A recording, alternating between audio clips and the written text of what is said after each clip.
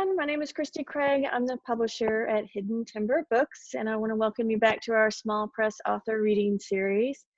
Today, we're going to have a discussion and reading from Gila Green, who's written a YA novel called No Entry, published by Stormbird Press, which is in Australia.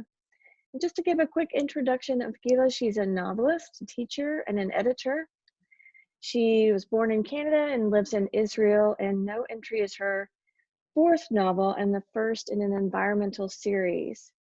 She has short fiction published in several magazines, from the Boston Literary Review to fiction magazines. So if you go to her website, which is gilagreenwrites.com, you'll find a whole list of great publications. And I want to welcome you, Gila. Thanks so much for joining me today. And I'm excited to hear a lot more about your book.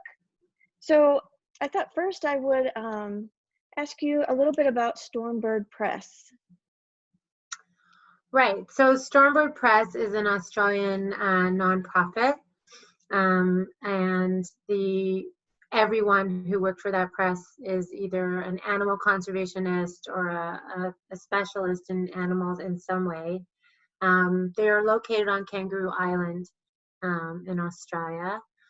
And unfortunately, very unfortunately, they were hit extremely badly by the Australian wildfires. It's hard to even remember them these days with what's going on now. But in December and prior to December, there were these devastating fires going through Australia. And Kangaroo Island was really, really right in the midst of these fires and burned down completely. And when I say completely, I mean completely. So the whole press, actually, by the middle of December, was evacuated and burned down. The press was located in the owner or the co-owner in her home, which was also an animal conservation area. That all burned down, and they are really, really trying to make a comeback. They're obviously not going to lose their devotion to animals and their dedication. But then Corona came when they were this happened in December. They were evacuated, I think, around the 23rd of December. So in January, they were trying to come back, and then this COVID-19 hit. So they sort of got two plagues in a very short period of time, but they are trying to make a comeback. Great. So that's, yeah. Yeah, I'm glad to hear that. I did have their website up, but I'll mention that. We can mention that at the end if people want to go take a look at their website too. And yeah, they've started actually this interesting, I only saw one video. I don't know if they've added another, but they've started this. They have sort of reached out to their fans and asked ideas. How could they, of ways of getting back on their feet? And somebody suggested actually posting videos of their recovery. And I saw that Margie Prideaux posted the first one. And if you see it, it has a much higher impact than me telling you. She's really standing there and just she's obviously also lost her personal home. And they're going to be starting a video series for people to see their comeback. Yeah, that would be good, I think. Let me see if I can quick pull it up. I know I had it before. I think it's a fairly simple website address. It's just stormbirdpress.com. So STORMBIRD press.com. So definitely check that out if you want to, for the readers, if you want to support another small press in a different country, even that would be really nice. I'm sure they'd appreciate that. So tell me a little bit about No Entry. It's the first in a series of books. If you want to share kind of what the moment of conception was for this particular book and the ones to come. So No Entry, and I actually have written the sequel. Obviously that's delayed now because of what's happened with the press. No Entry originally started because I had written 4 books. One of them isn't published yet. 4 prior books that were all somehow connected with Israel-based books. Really in a very, very broad range. My first book was a satirical, futuristic Israel set in the future, and then I went backwards, and I wrote about pre-Israel, British Mandate, Ottoman Empire, right? And then to modern Israel, and then, you know, all over the place with different aspects of the Israel Middle East. So I felt after that, I'm a very location-driven writer. I really don't think there is. I think that we compartmentalize writing because we offer a lot of writing classes and writing tips, but I think really setting, character, and plot are all interwoven. You know, your character is going to derive from what time period she's in and where she is, and you can only have a conflict that reflects the time period you're in and where you are and what the political system is. I don't really think, I think all these divisions, maybe they have pedagogical purposes, but they're not really, what very few people read a book like that. They don't read a book and in their mind separate these things, the plot out from the setting, etc. So I was looking for a new background for my writing. One of my writing partners had mentioned to me over coffee when we used to go out for coffee that, right. now I can Back in the day. we used to, a long time ago, we used to go for coffee occasionally and just really brainstorm. And she had mentioned to me that she felt that a lot of writers are really just writing the same novel over and over again with different characters, but they kind of, it's kind of constantly drawing on the same themes, etc. And this, you know, if you really dissect them, you'll kind of see, if you break them down to their essence, it's almost the same novel. And that spooked me, and I was my reaction was like, I don't want to be one of those. I definitely don't want to be one of those. So how can I not be one of those? So for me, my immediate response would be, well, if I dramatically change the setting, then there's no way I can be repeating the novel. And of course, if you read any of my prior novels and No Entry, there's no comparison between them. But so the way I did that, I didn't want to be one of those authors. Was to dramatically change the setting. And so I decided I wanted to write a South African-based novel. I'm not an animal conservationist. I don't have any background in elephants or animals, which I'm happy to say some of my readers don't actually believe me. I actually don't. I have a dog, but that's about it. I did not grow up in a house with pets. We were not allowed pets in our house growing up. So I really don't have a background. And that's one of the things I actually like about it is it's really, I try to explain that even if it doesn't particularly interest you, wildlife in particular, if people interest you, if the future of humanity interests you, then that's really all you need. That's all you need to qualify. The lives of your grandchildren interest you. You don't really need to be, you know, a PhD in biology or any such thing. So I decided to write a South African-based novel. My husband is South African, and we've traveled there numerous times, and I had lived there many years ago, just in the last year of apartheid. So I had some familiarity with South Africa. Apartheid wasn't something I wanted to touch. I felt there were a lot of books about apartheid and the Truth Commission, and that South Africans were doing a great job. I had myself reviewed a couple of new books that just came out this year. Still talking about it, an extremely important subject, but I really didn't feel they needed any input from me.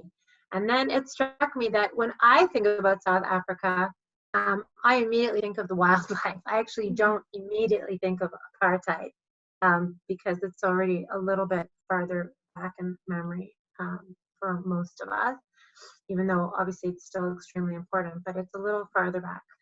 And what struck me going there the first time I ever went there as a Canadian was the wildlife, how divorced I was. You know, I had seen squirrels growing up, a lot of squirrels, maybe some rabbits, maybe some raccoons.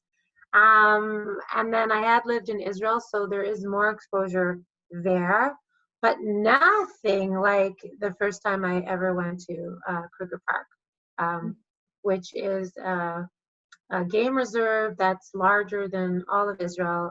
You know, you could drive it for days and days. And Israel's pretty small, but I'm just trying to say that it's a game reserve larger than even some countries. I couldn't believe that I'd actually gone my whole life this far from really like just the natural world. I mean, what is going on? So I decided I was going to choose that. Elephants just came to my mind immediately, obviously, as the largest mammal that we have. And to be honest, I kind of thought it was an outdated issue. I've mentioned this in other interviews, sort of the way we think about smoking. Like, we all know ivory poaching is wrong. We all knew that in the Mm-hmm. 60s or the 70s, and like, no one does that anymore. And what are you talking about? But when I started Googling it, I realized very, very sadly that that wasn't the case at all. And ivory is a booming, booming billion-dollar industry. That actually, the closer, this is going to sound really crazy, so you have to think about it for a second, that actually elephant poaching and extinction is good for elephant poachers, because the fewer elephants there are, the more they can get for ivory, the rarer it is. Oh, sure. So this is actually working in their favor. It's not, they're not worried about, oh, what if my grandson wants to be an elephant poacher and, he doesn't have ivory to, blood ivory to murder for it. They don't think like that. It's just an absolutely greed-driven industry, and it actually works for them. What is going on with elephant poaching and the increase in extinction, it just makes it more rare, just makes their product more rare, and they can demand even more for it. So that sounds really crazy. You actually have to think about that for a minute and get your head around it, but it actually works in their favor. Therefore, it's just on the increase. So I decided that our generation had sort of had our opportunity and we've made some progress, obviously, and there are people risking their lives every day and fighting very hard, but we haven't really, the problem is only getting worse. And so I felt I should write a book for young adults, because they were the ones who really maybe had a chance of doing something. And that's how I started. I wasn't brave enough, or I didn't think it was a good idea to try to create a South African heroine, just because the English is very different and I didn't feel that would be authentic to the readers. So I created a Canadian heroine with South African parents, who was returning to South Africa. And so she would have uncles and aunts, but I didn't have to get all involved in the authenticity of the dialect. And because that's okay for minor characters, but I felt for the heroine, I really needed to be able to get into her head and for it to be very authentic. So that's how it started. And I thought it was a great time to have a Jewish environmental heroine. She's not overly Jewish in a religious way, but I did make a point of giving her a Hebrew name. And a Yael in Hebrew is an ibex. It's a popular name, but it's also the name of an animal. And so I thought that would be important, because there are a lot of aspects of Judaism that are overlooked. There's always certain aspects of a religion or a culture that are really highlighted and others that are really downplayed, just depending on, the larger culture and trend. But there actually are a lot of environmental aspects to Jewish culture, and they're really not highlighted or talked about very much. So I thought that would be important. So I wrote it, I sent it out, and yeah, they actually are the ones, the press is actually the ones who suggested a series. I didn't write it with the intention of a series. I didn't know if I could pull off one, because I don't have a background in elephants or animals in any way. My degree's in journalism, and then my second degree's in writing. So I don't have a background, although journalism degree is always helpful for research and such. And yeah, that's where we're at. Well, great. Well, would you like to read a little bit from the book? Yes, I would love to read to you from No Entry. Can you see? This is No Entry. Yeah. I don't know if you can really see. These are supposed to be the tusks that make a No Entry sign. That's my personal favorite part of the cover. The other part was really the artist inspired, but she felt this would be sort of a post-safari, kind of the mud on your face and wildlife look, and very colorful. So in this scene, Yael has just arrived at Kruger Park. She hasn't been there since she was, a baby. So in essence, she hasn't been there. She's 17. She's come in from Canada, and she was with her aunt and uncle in Johannesburg for a little bit. And this is her first time in Kruger Park, really, her first full day. And she's meeting who will be her best friend, Nadine, who is from New York, and her aunt runs the safari. And Nadine's already been there a couple of years, and she's going to be like a mentor for Yael. And they've just been introduced, and they're going for practice. So here we go. Yael stumbles backward and lands hard on her behind. Sorry, you okay? Nadine asks. She doesn't offer to help her up, but continues to stare at something in the distance. What was that? Yael says. Get up quickly and don't move, Nadine says. Yael scrambles to stand. Nadine points and Yael follows her gaze. 20 meters ahead, a meter-long black snake crawls away from them in the low grass. Ryan calls snake, Nadine says. Cobra family. Yael's frozen to the spot. Her heart beats in her throat. Just stay where you are, Nadine says slowly. Keep an eye on it for me. Tell me where it goes. Where are you going? Yael asks. A line of panic makes her voice wobble. Nadine doesn't answer. She hurries backward and Yael turns her head, desperate to keep the snake in sight, but needing to see what Nadine's up to. In less than a minute, Nadine reappears with a large garden shovel, half a meter long. You're not going after that cobra, are you? Yael asks. Her voice sounds to her own ears as though she's speaking at a distance. The hair at the back of her neck stands on end. She focuses on breathing more deeply. Maybe Nadine wants the shovel for defense. She watches as Nadine lowers her sunglasses from the top of her head over her eyes. I don't want it to spit in my eyes. That could be bad, bad, bad, she says. Make as little noise as possible. Nadine raises the shovel to shoulder height and edges on her tiptoes toward the snake. I'll have to kill it. Otherwise, it will crawl farther into the camp. Where is it? Bush, straight ahead, Yael says. Unbelievable. Yael's amazed that she could get any words out at all. All she can hear is the sound of her own blood rushing in her ears. Yael cannot stop herself from shadowing Nadine, keeping a 2-meter distance. Just before the snake gets its head under the bush, whack! Aha! Nadine grunts. She springs backward. The snake lunges up instinctively and flips over concussed as its tail curls around, trying to steady itself. Yael stuffs her hand into her mouth as a scream shoots from the pit of her stomach into her throat. Nadine lunges again with 2 more quick, hard smashes toward the head. The snake's body twirls at an ever slower pace. Once the body is stationary, Nadine hammers down with all of her weight and delivers an axe blow behind the snake's eyes with the tip of the blade revealing the flesh and blood. She rolls her wrist and shakes the shovel slightly so the snake dislodges from the spade and axes down again, slicing its head clean off. She steps back to catch her breath and survey her work. Got it. All safe, she says. Still, keep away. Yael cannot take her eyes off the dead snake. The jaws will instinctively snap and can still emit poison if it bites you, Nadine continues.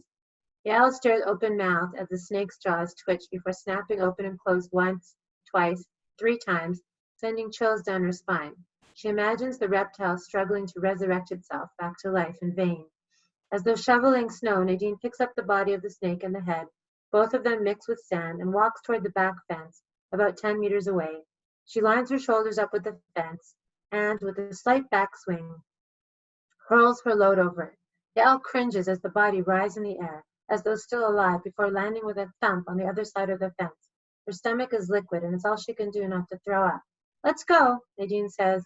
She digs the spade into the nearby dirt to cover any blood and lays the shovel at the closest flower bed. She wipes her hands on her pants, leaving streaks of sweat on them. I can't believe you did that, Yael says. She's the one who's panting, and sweat pours down her neck and spine. To tell you the truth, if any of the other rangers saw me do that, they'd be more than upset, Nadine says. I love the wild, but I have no mercy for snakes. They freak me out. Nadine, did you just do what I think you did? Clara yells. Yael whirls around and Clara's stomping their way, her hands on her hips. This is a conservation camp. We don't kill anything here. You know that, Clara says. Sorry, Nadine says. What's the procedure? Clara asks. She taps her foot and her head bobs on her neck. Call another ranger, get it in a jar for observation, and later release. Nadine recites as though reading from an instruction manual. Exactly. I apologize, Yael, Clara says, turning to her. We preserve wildlife here. Yael feels her skin burning red, though she notices Nadine's cool as ice.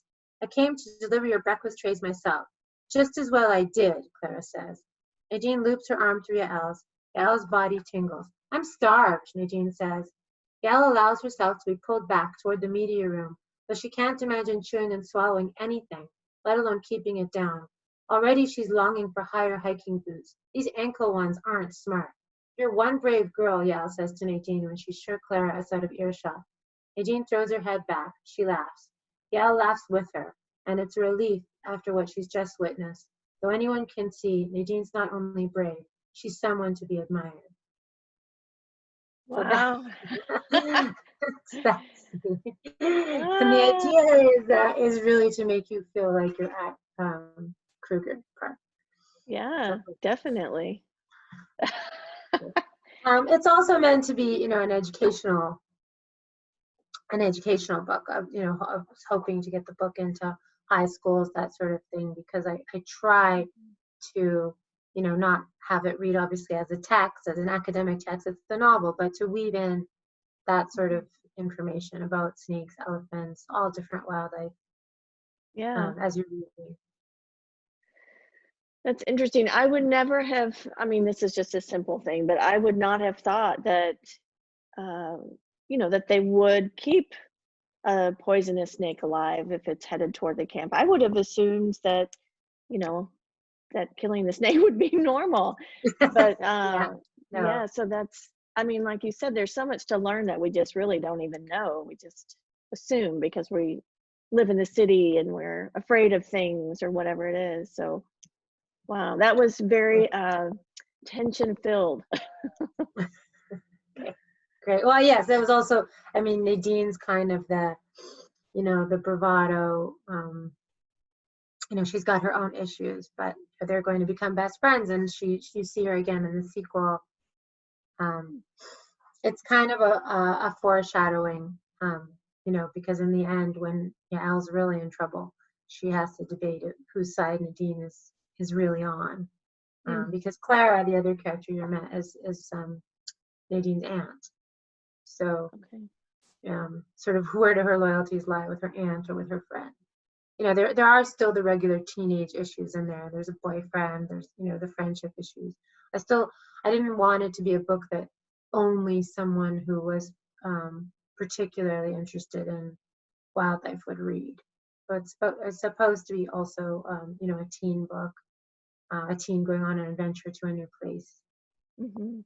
Read. So tell me a little bit more about Yale. I wonder if it plays into, like you and I have talked a little bit before about that idea of, humans invading nature and what it's doing to the ecosystem and things like that. And Yael as a character, does she come from the city and then she goes to Kruger National Park? Is it like, what is her perspective in that sense? No, Yael is a nature lover. Her parents in the book are, her mother's a veterinarian and her father's a zoologist. So she has, which would be, again, when you go to South Africa, you'll just find more people involved in those kind of professions. Obviously, veterinarians are everywhere, but more people than you would, in Canada, for example, because the wildlife is so close. I didn't meet any game rangers growing up. I'm going to assume most people in cities don't. And I met a forest ranger once, but they're not usually the occupations that you usually meet in the city. So her parents have that background, and how the book starts, the family's had a family trauma. She's lost her brother in a terrorist attack. She had an older brother who she lost before the novel begins in a terrorist attack in Montreal, which was based on a real terrorist attack that happened. I took the events of a real. I know people don't associate Canada with terrorist attacks. Happily, they don't, but that doesn't mean there aren't any. There have been. It was a Quebec separatist group. And so I based it on a real terrorist attack. She's lost her brother. And I did that also purposely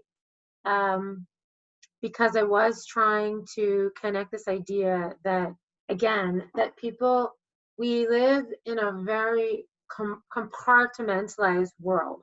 We're all very compartmentalized. Everything, we'll just take books as an example because it's a book series. It's always what's the genre of your book and subgenre and subgenre, and you have to break it down and break it down, and you have to say it's a middle grade adventure, coming of age, and like we don't have enough. And we take courses on it and keywords for Amazon, and how much can you break down your book? Is it spiritual or is it religious? Is it history? And then when is it historical? I have a book now that's taking place in 2014. Is that historical? When my novel Passport Control came out, it's like 1993. I hadn't thought of it as historical fiction.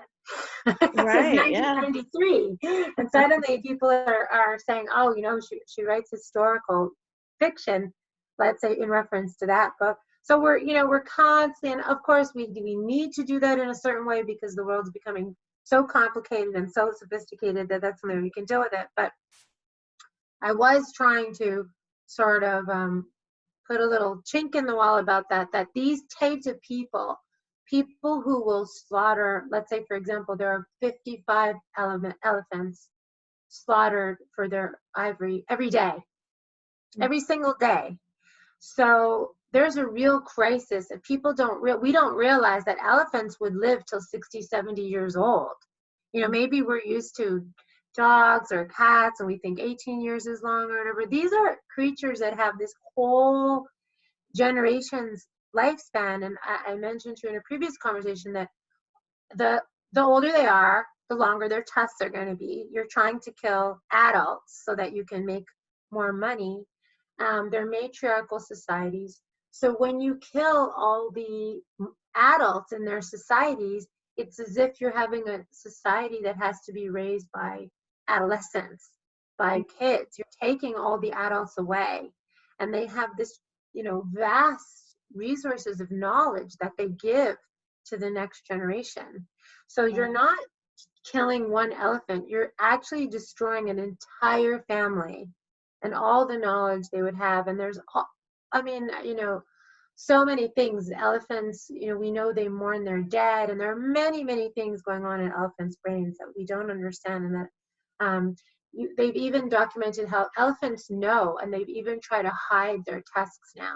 They actually know that this is what's happening, and they will go back to the place where one of their family was killed, and they will almost have what we would think of these as like tributes, like ceremonies. There's all kinds of things that could go on and on that's being lost here. But my point was that her brother was killed in a terrorist attack, and one of my subtle messages, because I am trying to aim it at teenagers and I didn't want to make it this really super heavy book, was that these are all the same type of people who think they have the right to destroy an entire species. Actually destroy an entire species. That also, elephants are often the first to find water for other animals because they use their tusks to dig for places for water, and that helps other animals find water. So when you kill the elephants, other animals have a harder time finding. It's all connected. Those are the same people who have no problem getting involved in the human slave trade, in drug trade, in the arms trade, weapons trade. In the States, big issue, let's say with gun control, weapons, illegal weapons. These are all the same people. In a lot of cases, somebody will slaughter an elephant to sell the ivory to take the money to commit a terrorist attack. Now, they need money for their terrorist attacks. It doesn't matter if it's in United States or Mexico or the Middle East. Doesn't matter where. So these are really all the same people who feel that they have the right to bring just untold misery on the rest of us. So that it's connected. And so the good thing about all the compartmentalization is maybe it makes it easier to understand, maybe it makes things easier to teach, maybe it makes it easier for our brain to handle it. But the bad thing is that we don't even realize it's sort of like, oh, well, I'm not into animals, I'm into this. Well, I'm not into this, I'm into that. But actually, everything is connected. As well, we've just going through this virus, so I don't Right, even need right. to say that anymore. Maybe 6 months ago I needed to say that, but I actually don't even. I can stop saying that because we can see now. Can take that off my list. We can see now how connected we all really are, right? Yeah, but I think you're right though, the way that our brains work, we do have to fit things into a certain category in order to understand them just by, I don't know, human nature. And so even though we know, like, part of us knows logically that everything is connected, there's no single independent event that doesn't impact another, it's easy to forget that when your natural tendency is still to want to put things in a certain category and keep those boundaries tight, around that information. So we can tell And ourselves we're 1,000 encouraged to times. do it. We're encouraged to do it. We're encouraged to join, social media groups about this one issue and then Mhm. agree with each other all day. Or we're encouraged, Right. we're encouraged to join all kinds of things, connect people with common interests, and then just so it's reinforced. And again, there's a practicality to that. There's a reason for it, but it's constantly being reinforced by our society. Um, and it's an illusion, as we can all see Mhm. now. It's a complete illusion, um, that that things are categorized. Yeah. Um, they're not. So it's something. So that was why I had that subtle. I had one reviewer say, "Oh, they would have liked to have seen the terrorist attack. Why did it happen before?" But it Mhm. was supposed to be more of a subtle message. Um, Also, for her as a character, it gives her the strength to confront when she discovers there's a poaching ring going on. She Mhm. she sort of thinks, well, these terrorists already took my brother, so I'm not going to back away from these people again. I'm going to do something. So it's a device in the novel, but it's also that theme. I didn't want to divert away from the elephant poaching theme. So I just kind of wanted to put it in there, but not in an enormous way. Sure. Yeah. I mean, I've had the opposite. I had reviews that said that it didn't need to be there at all. So everyone everyone is Mhm. going. I've had reviews that were like, the elephant extinction and poaching was enough. And then I've had, oh, we should have seen that terrorism scene before. It's, the Mhm. book's over 200 pages. There was space for that. So of course, you're going to have this diversity of opinion. I'm I'm remaining with the middle ground that I did. I'm Yeah. standing. Yeah, Yeah. so, but it is Well, there deliberately. okay. Yeah, that's good. When you do your research for a novel like this, and like you were saying, you're not an animal conservationist, so it was kind of new in some ways. How do you approach your research when you do stuff like this? So with YouTube today, it's really quite easy, relative to what it might have been if I were writing a book like this, a decade ago. You can go on live, you can go on YouTube, and you can go live at Kruger. I tried to stick with Kruger because there are lots of game reserves in various African countries, and I wanted this to be South Africa specifically, and not make people feel like this kind of, which I think is, like, I don't agree with, kind of like Africa's all just one country. Oh, it's all just the same. You're all the same. Like the Right. Middle East is all the same. Like I'm Canadian, right? So at least once a week I'll hear like, oh, Canadian American, whatever. Yeah. At least once a week someone says that to me. Aren't you really just the same? Isn't it just the same place?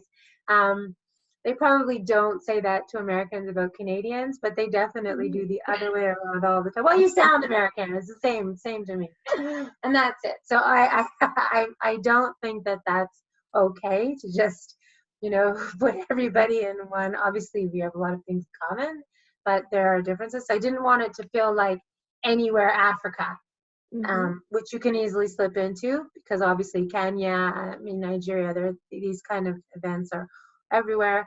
Same with a lot of people said to me, oh, there's rhino poaching. Rhinos are also poached for their horns. Lions. I mean, elephants by no means have a monopoly on murder and getting on the extinction list. So, but I wanted to make it very specific. So you can go on live at Kruger and you can actually watch, you can hear audio.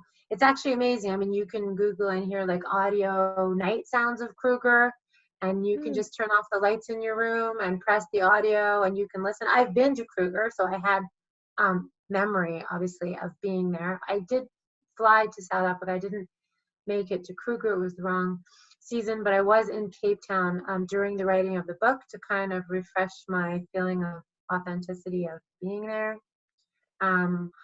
I live in a community where there are hundreds of South Africans and Americans and Canadians. I live in an expat community in Israel, a very English-speaking expat community. So I have really accessible information to, you know, England, Ireland, Scotland, the United States, very accessible to me, especially today with so many people, not exactly now with the current virus, but who commute for work or constantly commuting. So I have a lot of access to people, which is the best, you know, firsthand. And I did have, you know, I do have my husband who was reading occasionally chapters and making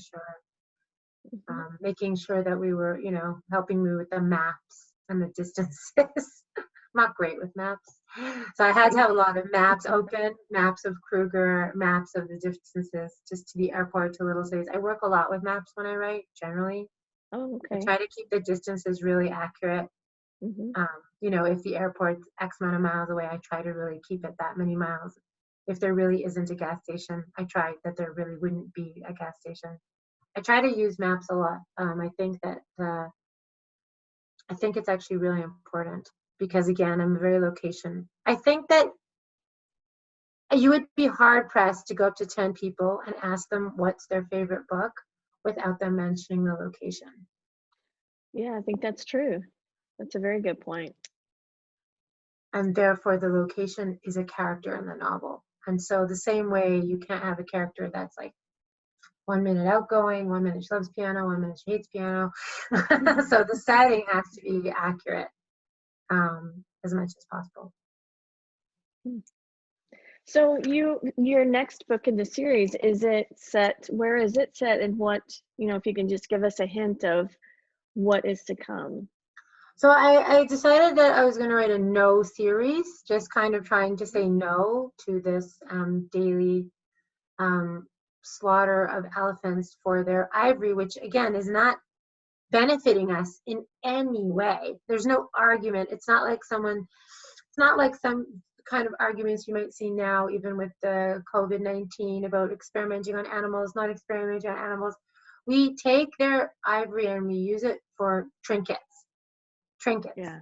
If you go to Hong Kong, if you go to China, you'll just see stores full of art, trinkets. There's absolutely no, there are some cultures that do believe ivory has medicinal purposes, but it doesn't have any. So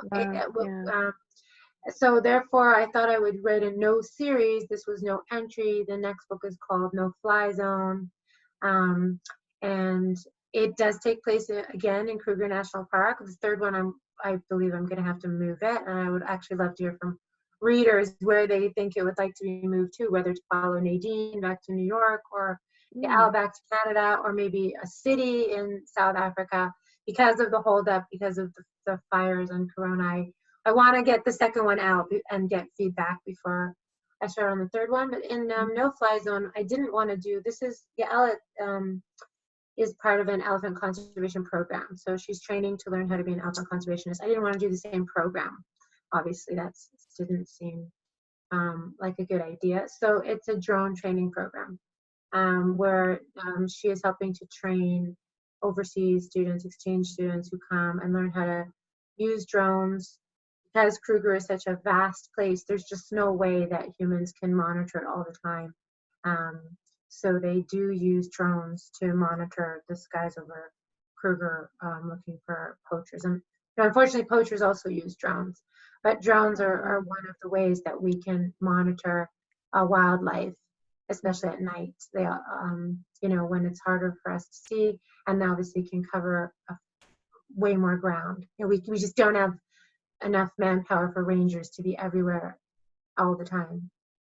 So still, it's a drone training program, and of course, there's a trader, right? There's someone who doesn't necessarily agree with drones, and so things are going to start going very badly, and she's going to have to figure out what's going on, so that she can continue to be a wildlife warrior, if you will. I like that word. Those words, wildlife warrior.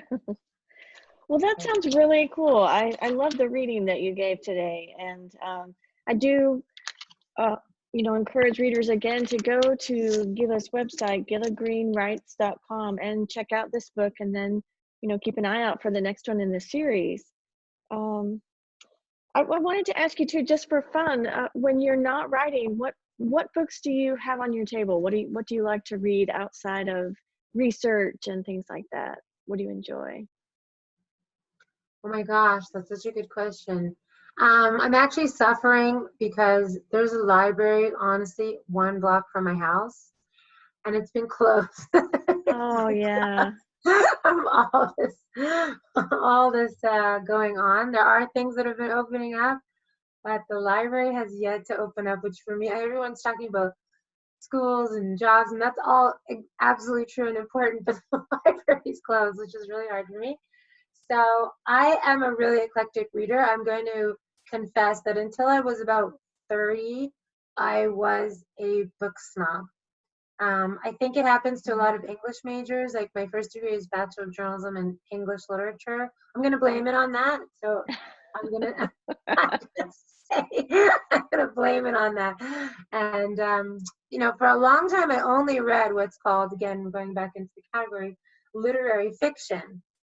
And I don't know, somehow I guess in my early 30s, I just realized like that's ridiculous. That is absolutely ridiculous. I was a bit of a snob, and someone would be telling me, oh, they're reading a romance or a mystery or a detective, and I'd be like, oh, okay.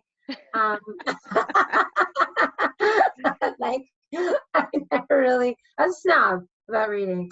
And happily, I don't know, maybe I read something, maybe because living in Israel is way pre-Amazon, there's just a shortage of books. I'm usually reading a couple years behind, unless I'm reading to teach a course, and then I try to get the latest stuff or reviewing a book. But in general, if it has nothing to do with work, I'm a couple years behind. Now with Amazon, it's different. But for a long time, that's how it was. And now I will really read everything. And I won't only read everything. I will make a point of reading everything. I'll take from mysteries. I'll take from detective. I'll take from, obviously, YA. And even if I'm not really enjoying it, especially if it's had any kind of popularity, I'll read it to learn from it and try to understand. Again, maybe that's kind of trying to get this anti kind of genre. I will admit I don't enjoy nonfiction so much. I struggle with memoir. I remember taking a class way back, 15 years ago with with author Steve Stern. He used to say that, a good memoir reads like a novel. And I still think that's true. And when I read memoirs that don't read like novels, I'm going to be honest, I struggle through them. Even though I've taught memoir and I've helped people edit their memoirs, that's very different from just my own pleasure reading.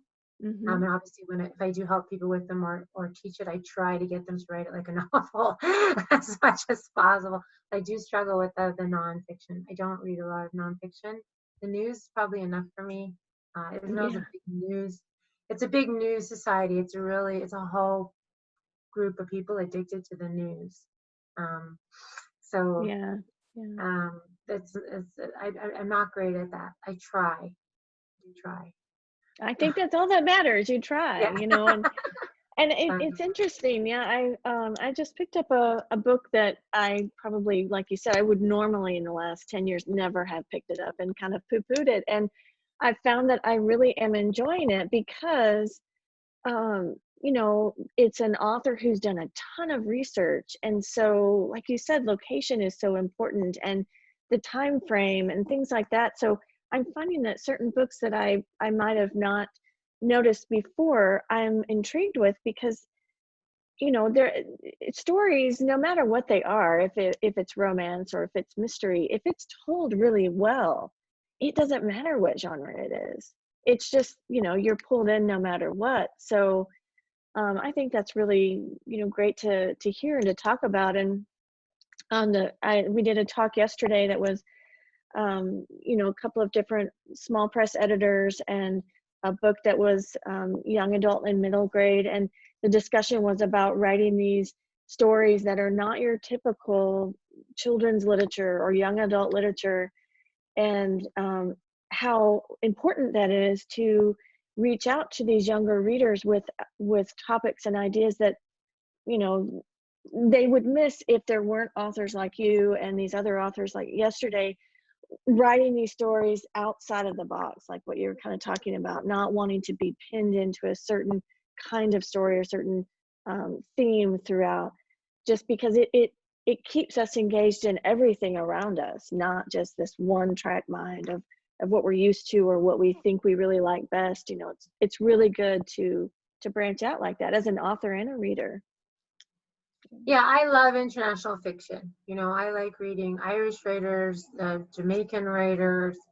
I don't know why, particularly like Southern American writers. I'm not sure why that is. I don't know enough about American literature, but there's something I often find when I really like a book, and it's from an American author, it's often a Southern writer. Maybe they have like a lyrical style that I really like, but there's something, maybe it's just different. There's really a whole other culture going on there.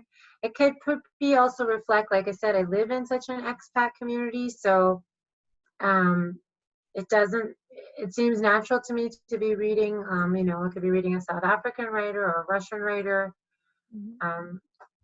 African writers. I think that it's really important, instead of maybe genre like detective, adventure, romance, to think more about country. Yeah. Yep. Maybe that should sort of be thrown in there, instead of, because it's not the same. A British romance is not going to be the same as a Jamaican romance. So, instead of always thinking of that type of genre, the country is really important. Again, today, what's going on? You see how connected we are. I know my kids often will say to me, like, how do you know this? They feel like I just know these random things. It's really, how kids are, right? They just know. They've got their TikTok, they've got their Instagram. I could say the same thing to them of the weird conspiracy theories they keep asking me about. Being on Instagram, I'll be like, it starts with, is this true? And then this just crazy thing. And whenever I ask them, it's always, oh, that was on Instagram. What, you didn't see that on Instagram? So, I realize that I know these things because I go out of my way to read books from different countries. So there's always going to be those snippets that stay with you, what they eat or how they do things, their wedding ceremonies, their holidays. And it really enriches your own writing too. It's great as a reader. It's obviously also great as a writer. Yep, I totally agree. Yeah. Right. Well, thank you so much. It's been so fun having a conversation with you, and I really appreciate you coming online. I know our time zones are so different that it's always hard to figure those things out, but I'm really glad we had an opportunity to hear reading from your book and talk more about what you're doing as an author. And so I love that you're putting these you're helping young readers become more aware of these topics that, like we've said before, we so often ignore. So thank you so much. Thank you so much for having me. It's really nice actually to see you in person and off the email. It's been really, really great. Thank you. Yeah, really lovely. Thank you. All right, well, I'll see you again. Yeah, thank you. And readers, be sure and check Gila Green's her work online, and Go back to Hidden Timber Books as well, and we've got more author readings coming up in the series. And thanks so much. Have a great day, Gila. Thank you, Christy. Night.